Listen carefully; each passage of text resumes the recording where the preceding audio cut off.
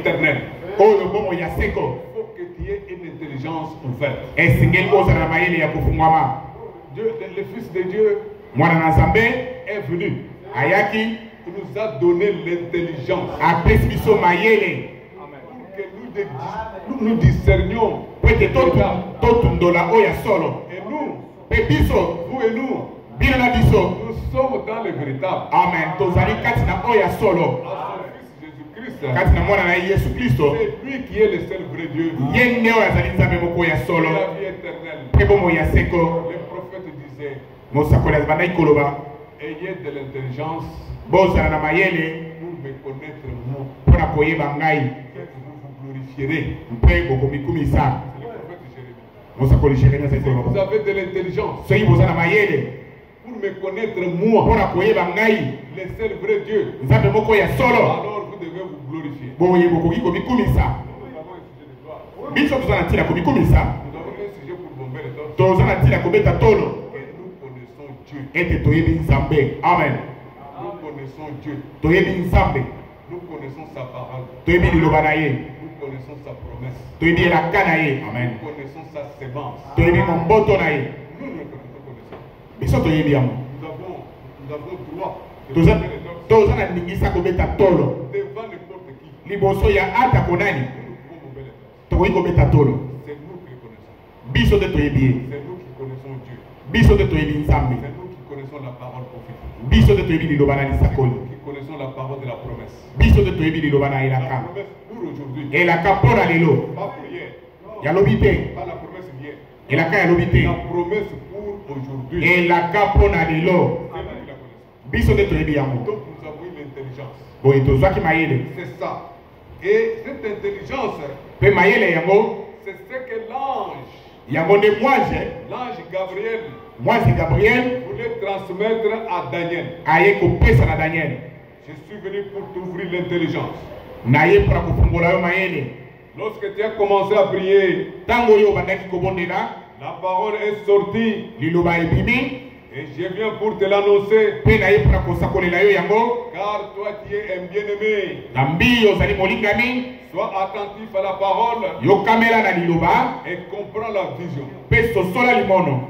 Dieu, Nzambe quand il donne une vision, ntango azopesa limono, il faut qu'il t'apporte la provision. esekeli apesa yo Il faut provision. que tu comprennes la vision. Po ete yo ososola malamu limono Si tu ne yango. comprends pas la vision, So ososoli limono te, si tu ne comprends pas l'écriture, ososoli likomi si te, tu ne comprends pas la parole, ozososola liloba te, ne t'hasarde pas à donner la vision. kotia pati te kopesa limono. Ne t'hasarde pas. Kosala baseki te. Le Franck disait, Ndeko azali koloba, si tu n'as pas reçu la parole, soki yo oyambi liloba te, la parole de la promesse de ton jour, liloba ya elaka ya mokolo na yo, et si tu n'es pas envoyé, mpe soki otindami te, ne voyage pas. kobembuka te.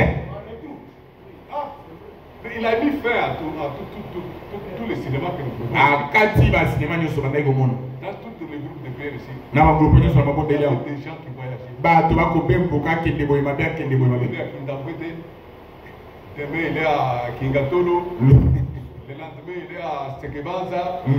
Donc il voyage. Bazobembuka. Et ils se disent qu'ils sont Ephésiens 4. Soki oloba boye toza ba Efesiens 4. Ils sont Ephésiens 4. Dans toutes les assemblées, c'est ça. Na kati ya masanga nyonso ezali bongo. On ne peut pas avoir une prédication coordonnée comme ça parce que vous avez toujours des visiteurs. Okoki kozala na liteya otomana kisimoko ezolanda ba. Mais chez nous ici, Dimanche nyonso bapaya bazali.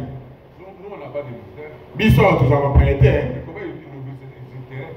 Bakoya komona biso ndenge nini. Parce que nous nous disons que Po biso tozoloba ete ils n'ont pas les ministères d'Éphésiens 4. bazali na lotongo wana te ya baefeso ya mine. Nous disons encore Tozoloba lisusu qu'ils ne sont pas baptisés du Saint-Esprit. ete babatami na molimo mosantu te. Alors ils nous haïssent. Boye bazoyina biso. Ils nous haïssent. Bayini biso. Nous n'avons pas honte à le dire. Tozwaka soni te koloba yango. Ils ne sont pas baptisés du Saint-Esprit. Babatami na molimo mosantu te. Tous, Bango nyonso.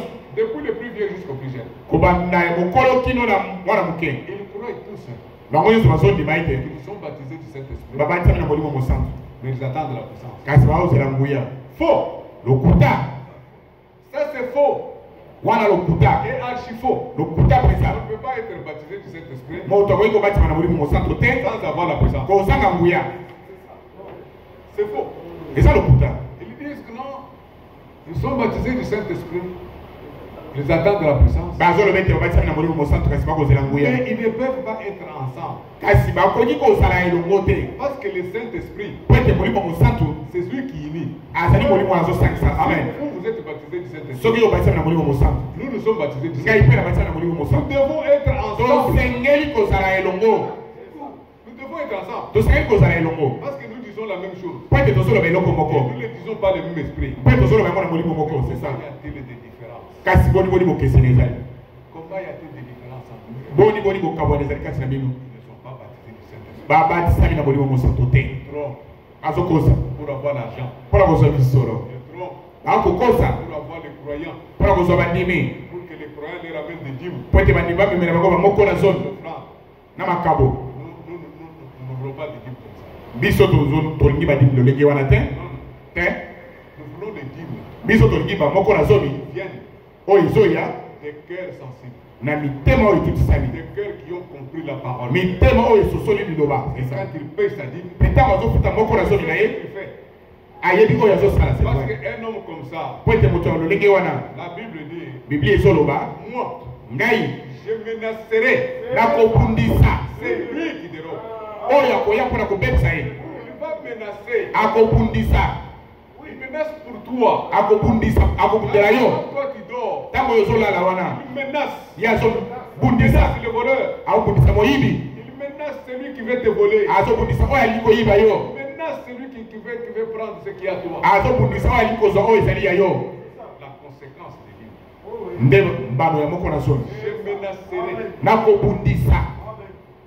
Je menacerai. Ça c'est le Seigneur. Je menacerai celui qui dérobe.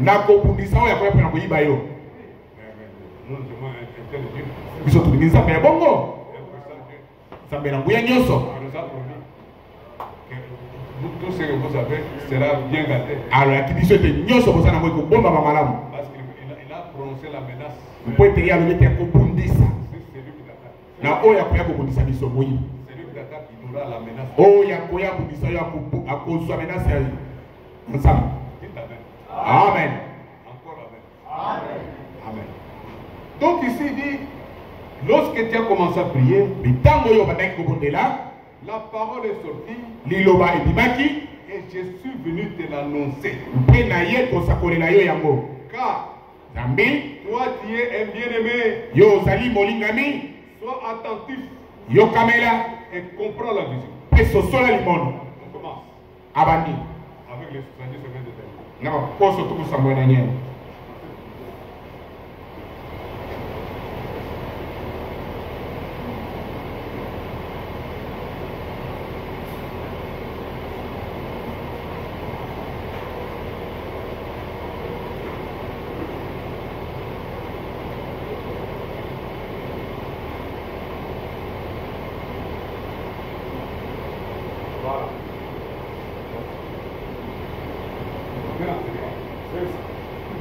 Les 70 semaines de l'année. Qu'est-ce qu'il dit? 70 semaines ont été fixées sur ton peuple. Sur le peuple d'Israël.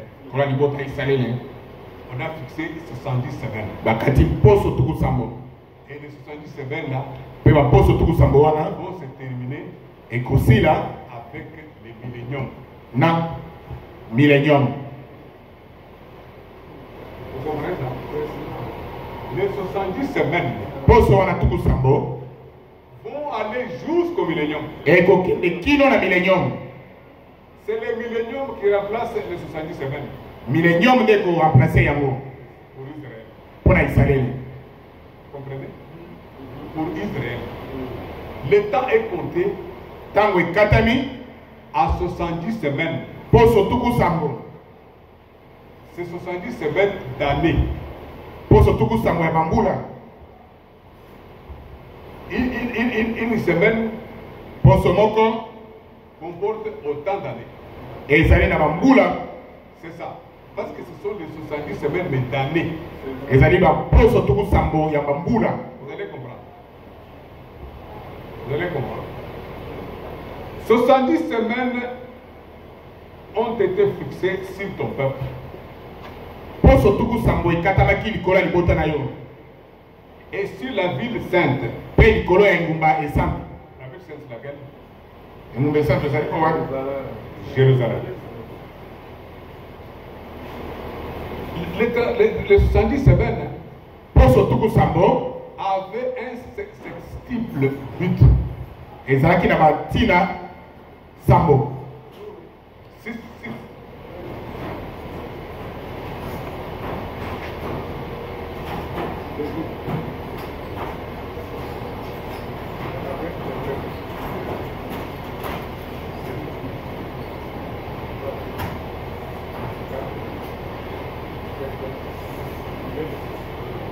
Ezaki na batina mutoba.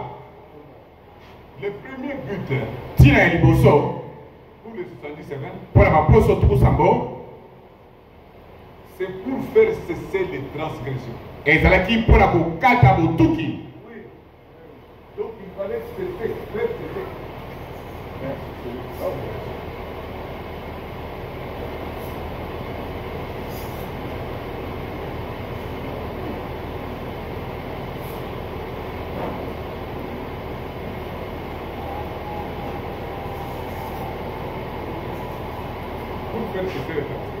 Pour la tika kokata botuki. C'est le premier but. Nde tina ya liboso yango wana. Cesser les transgressions. Kotika botuki. Dans Ésaïe 1:13. Voyons Ésaïe 1:13. Totala na Ésaïe 1:13. Ésaïe 13 chapitre yango longo za na misa.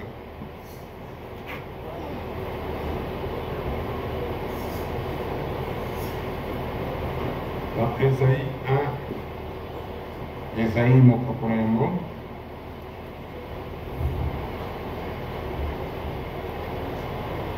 Ésaïe 1:13. Il dit ceci. Vous le voyez? Cessez d'apporter des vaines offrandes. Botika komema makabo ya pamba. J'ai en horreur l'encens. Naza na somo ya encens. J'ai en horreur les nouvelles lunes, Sanza ya sika. les sabbats Na saba. et les assemblées. Pe masanga. Je ne puis voir les crimes Nalingi komona mabete. s'associer aux solennités. Kosangana na oyo ezali ya oyo elongo bani. Mon âme est de nouvelles lunes Mwena na ngai ekoyi na sanza ya sika. et vos fêtes, Pe bafeti na bino elles me sont à charge. ezali lukumba. Je ne puis les supporter. Nakoka kosiporte yango te. Quand vous étendez vos mains, Tango bokotanda maboko na bino, je détourne de vous mes yeux. nakobalola miso na ngai epai na bino. Vous étendez les mains, vous priez. Yo tandi maboko ozobondela Notre Dieu, nzambe na biso, intervient un autre Dieu. nzambe na biso Lui détourne les yeux. ye abaloli miso.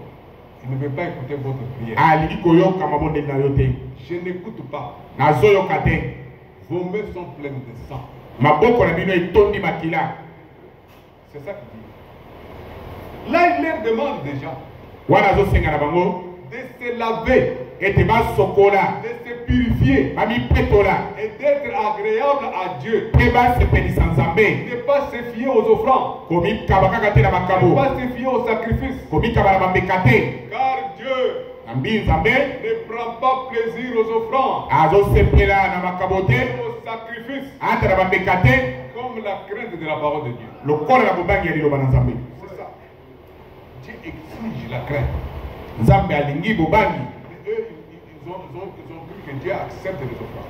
Bango bakanisi ete Nzambe akosepela na makabo na bambeka na Ils bango. vont lui donner, Azopesa ye, ils vont lui corrompre, bakokata ye kanyaka et il va accepter. mpe ye akondima. Même David, Ata David en son temps, na ntango na ye devant le forfait de Bathsheba, liboso ya mabe oyo ya Bathsheba, quand il avait commis le forfait, ntango asalaki mabe wana, David il a dormi sur le sac.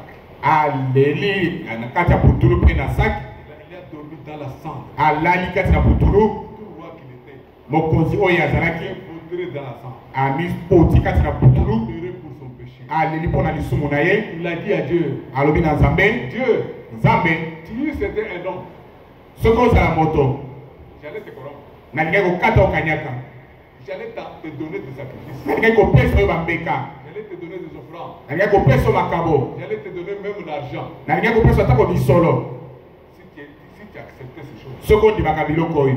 Mais toi, kasi yo tu fais un cœur contrit. olingi motema oyo etutisami. Un esprit abattu. Molimo oyo etutisami. Un homme qui se sent dans la mort. Moto yabi yo ki pesa na pesa liwa. Et tu veux être délivré. Mpe alingi akangolama. C'est ça que tu dis. Yango wana yo olingi. Il a agréé ni offrande, osepeli ata na makabo te. ni sacrifice. Ata mbeka mpona lisumu.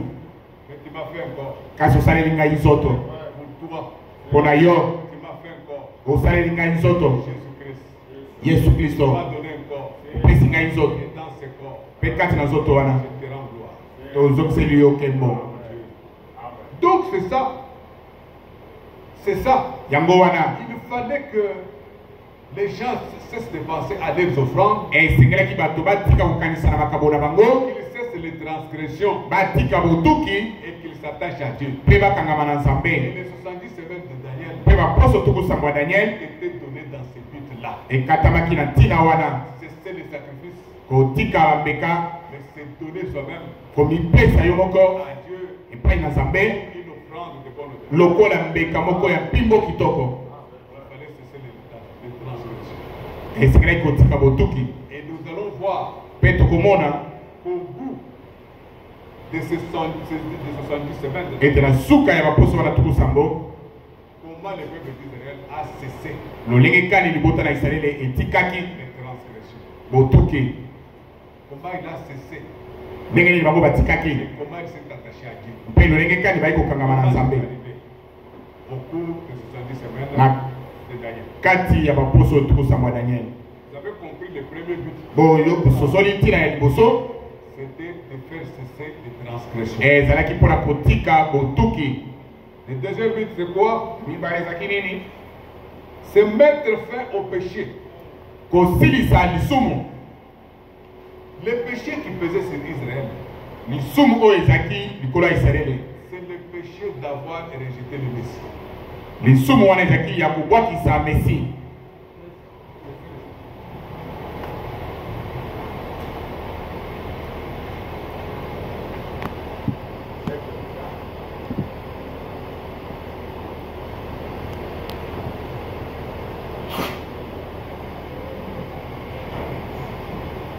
Mettre fin au péché.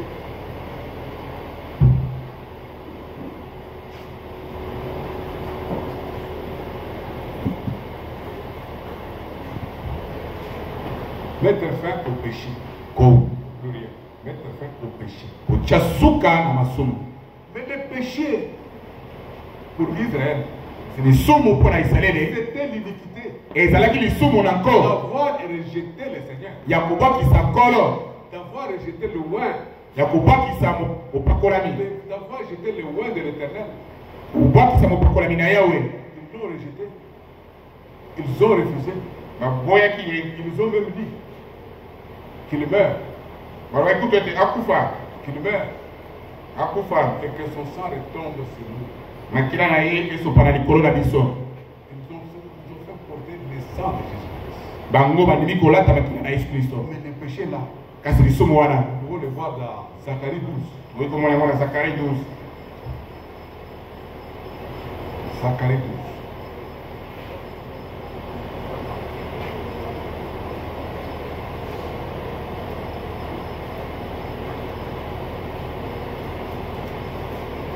Zacharie 12, verset 10.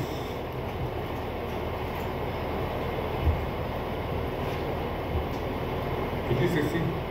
Azoloba boye Alors, boye je répandrai sur la maison de David, sur les habitants de Jérusalem, nakosopa na ndako ya David mpe na bafandi ya Jerusalem un esprit de grâce molimo moko ya ngolu et de supplication, mpe ya bolelileli, et ils tourneront les regards mpe bakobalula miso na bango vers moi, epai na ngai c'est lui qui les ont percés. oyo bango batobolaki Ils plairont sur lui comme un pleur infusimique. bakolela lokola bakolela mwana moko Ils plairont amèrement. bakolela makasi mpenza C'est lui comme si on pleure un premier-né. neti bakolela mobotami na yambo En ce jour-là, na mokolo wana le deuil sera grand à Jérusalem. matanga ekozala monene na Jérusalem. Il va faire cesser le péché. Akokata lisomo Parce qu'ils vont se tourner vers Jésus. po ete bakobaluka epai na Yesu Ils vont reconnaître. bakoyeba ete Ah, on l'a tué. o tobomaki On lui a donné la mort. topesi ye liwa Alors qu'il s'agissait de notre frère. nzokanda ezalaki ndeko na biso Il s'agissait de notre Dieu.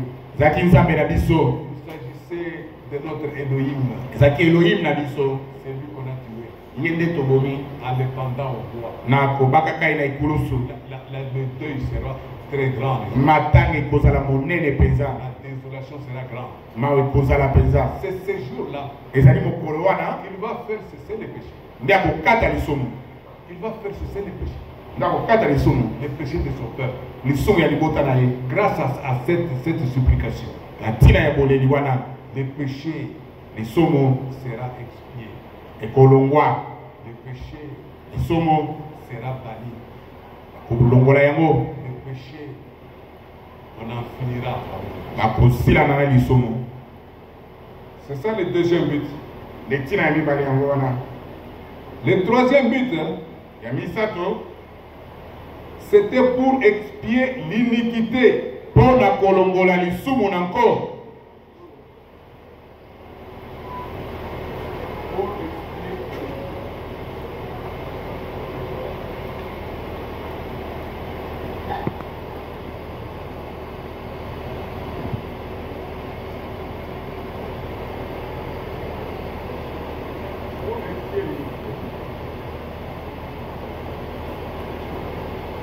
C'était le troisième but yango nde ntina ya misato pour lequel on a eu les 70 semaines. yango boso tukusango ya Daniel epesamaki L'iniquité, c'est quoi? lisumu na nko ezali nini L'iniquité, c'est refuser. Refuser d'accepter. ezali koboya kondima C'est lui qui vous est envoyé. oyo batindeli bino C'est ça l'iniquité. L'iniquité, c'est le refus d'accepter. C'est lui qui vous est envoyé. ezali koboya kondima oyo batindeli bino. Dans Matthieu 27, Matthieu 27 27, 25. Donc, quand on doit les écouter, c'est pour appuyer.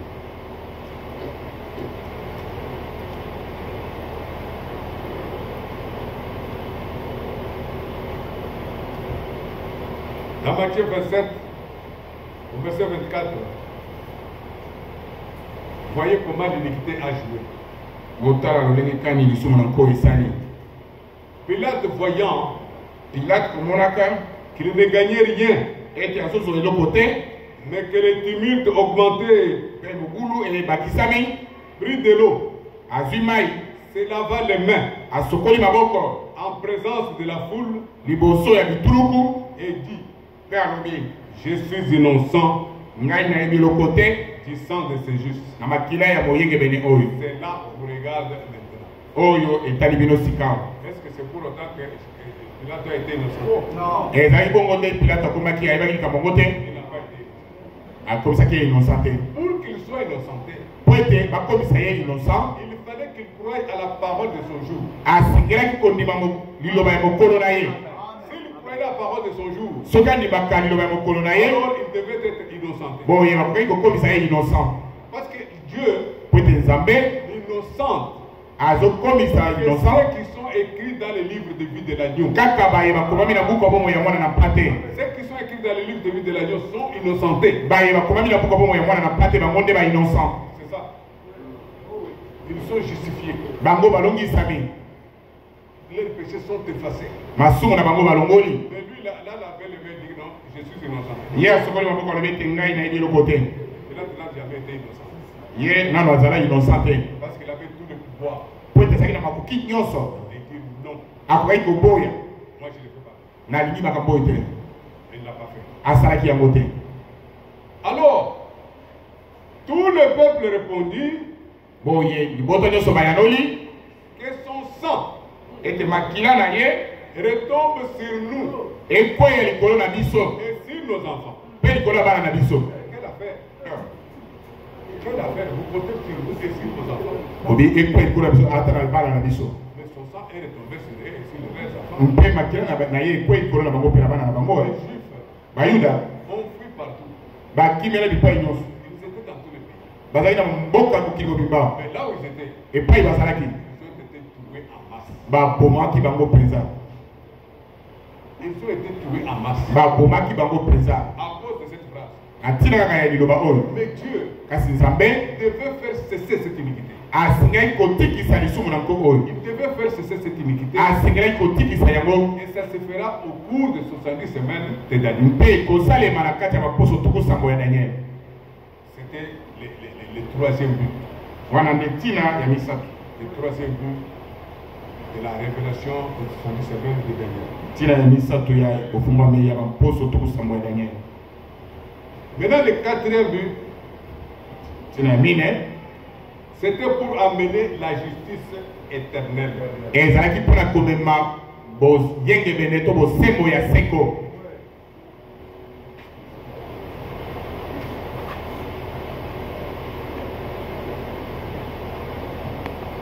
Amener la justice éternelle.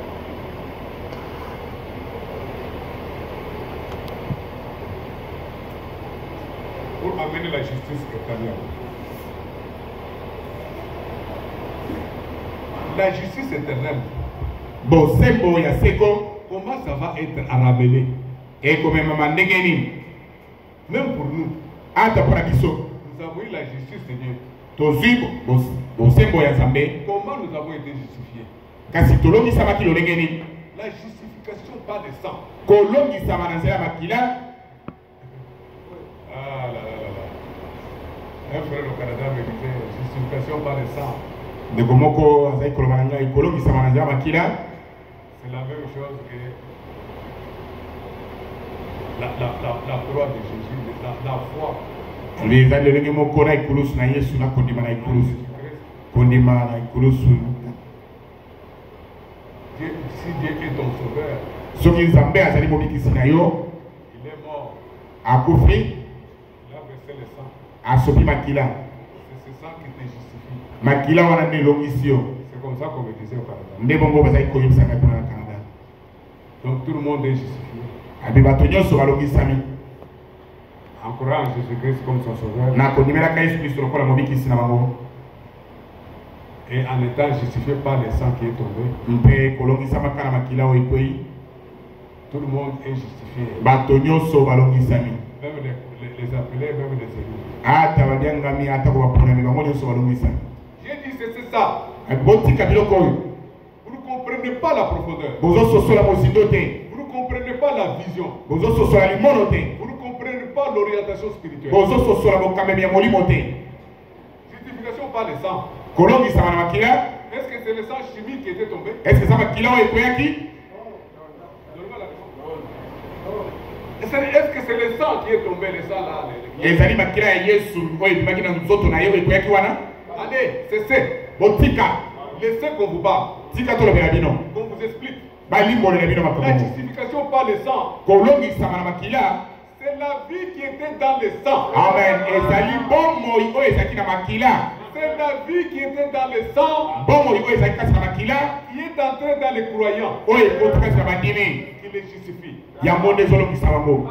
C'était pas le sang qui est tombé là. ezalaki makila wana ekweyaki te. Le sang chimique là, non, justifié par le sang, c'est la même chose qui est tombée. Et celui qui te dit ça, un grand prédicateur. oyo azwi biso bongo motei. Ils n'ont pas reçu le mandat. bazwi mokumba te. Ils n'ont pas reçu la responsabilité. bazwi mokumba wana te. Parce qu'ils prennent des choses po ete bazozwa biloko brutalement na brutalité nyonso et les donnent au peuple de Dieu. mpe bazokopesa ngo na libota na nzambe. Mais nous, kasi biso suivons les choses telles que la Bible dit. tokolanda biloko ndenge biblia ezoloba yango. La justification purification par le sang. kolongisama na nzela makila C'était pas le sang chimique. ezalaki makila oyo elongwaki na nzoto te Quand on croit au sang chimique ntango ozondimela makila wana qui est tombé, oyo ekweyaki on est sauvé, obikisami na yo on est pardonné. olimbisami Mais il faut que ce sang-là kasi esengeli makila wana vienne en toi. eya kati na yo La vie qui était dans ce sang bomoi oyo ezali kati na makila vienne wana en toi. eya epai na yo Alors tu seras justifié. wana nde okolongisama Sinon tu n'es pas justifié. pamba te olongisami te Et ce ne sont que les élus, ezali kaka baponami ceux dont le nom est écrit dans le livre de vie de l'agneau, baoyo bakombo na bango ekomami na buku ya bomoi ya mwana na mpate qui sont justifiés. bango nde balongisami Alors les 70 semaines de Daniel, boye baposo tukusango ya daniel c'était aussi pour cela, ezalaki mpe mpo na yango pour amener la justice éternelle. mpo na komema bosembo ya seko Amener la justice éternelle au peuple de Dieu, mpo na komema bosembo ya seko na libota na nzambe à Israël, pa esalele les amener à Dieu, komema bango epai na nzambe qu'ils soient justifiés comme nous. ete balongisama lokola biso C'était le quatrième. yango nde ezalaki ntina ya mine Et le cinquième, ya mitano pour sceller la vision et les prophètes. mpo na kotya ndanga na limono mpe basakoli Pour sceller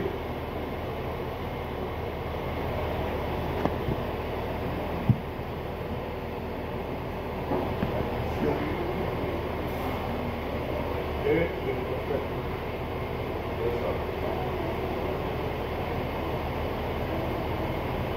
Pour sceller la vision et les prophètes.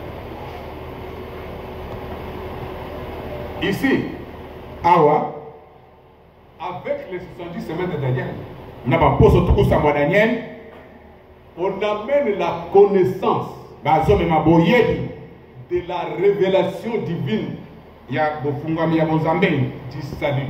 ya lobiko C'est cette prophétie-là qui devait être scellée.